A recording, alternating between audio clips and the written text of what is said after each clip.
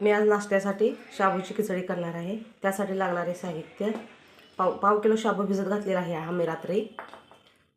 2 ते 3 बटाटे, हिरवी मिरची आणि शेंगदाणे आहेत।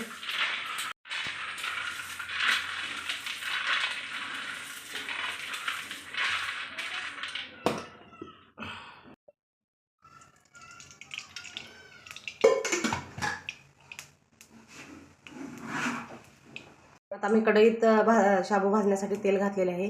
त्यामध्ये फोडणीसाठी मी जिरं टाकले,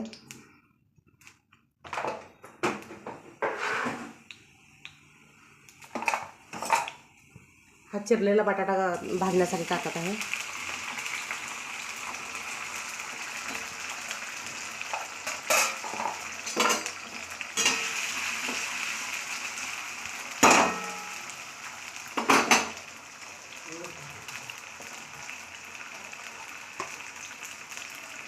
मीठ टाकत आहे त्यात।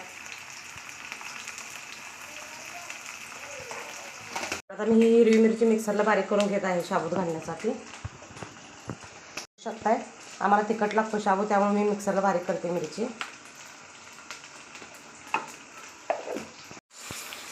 आता ही मिरची अशा प्रकारे आपली बारीक झालेली आहे। आता मी यामध्ये मिरची टाकत आहे। आपला हा आता बटाटा शिजलेला आहे।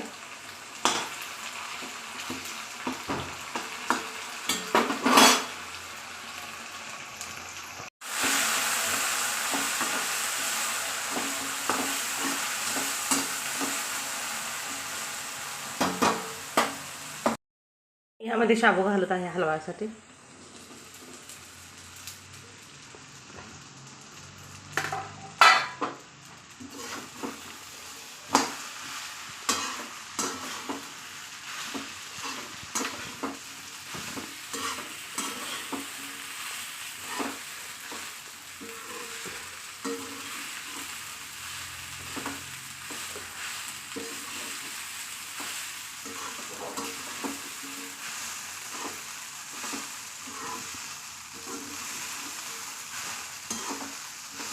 आता मी यामध्ये शेंगदाण्याचा कूट घालत आहे।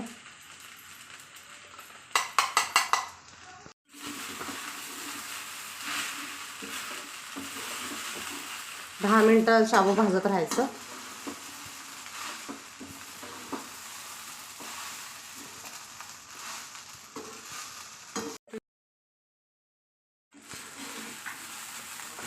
आता शाबू आपला हा भाजत आलेला आहे। वरून थोडीशी कोथिंबीर टाकायची आहे आपल्याला। उपवास असेल तर कोथिंबीर टाकायची नाही, उपवास नसेल तरच कोथिंबीर टाकायची। आम्ही नाश्त्यासाठी शाबू केला आहे, त्यामुळे मी कोथिंबीर टाकणार आहे।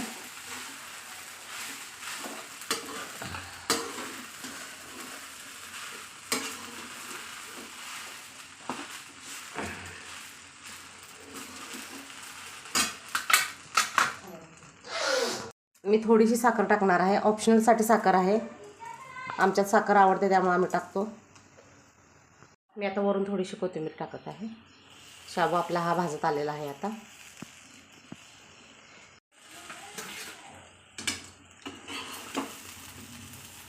बघा आता आपला शाबू कसा भाजलेला आहे तो।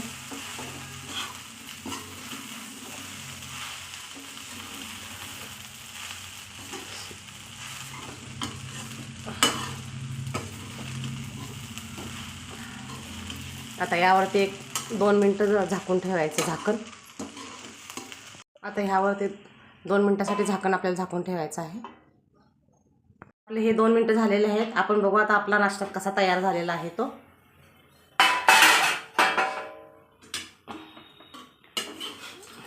बघा ह्या प्रकारे आपला शाबू तयार झालेला आहे। पूर्णपणे कलर त्याचा चेंज झालेला आहे।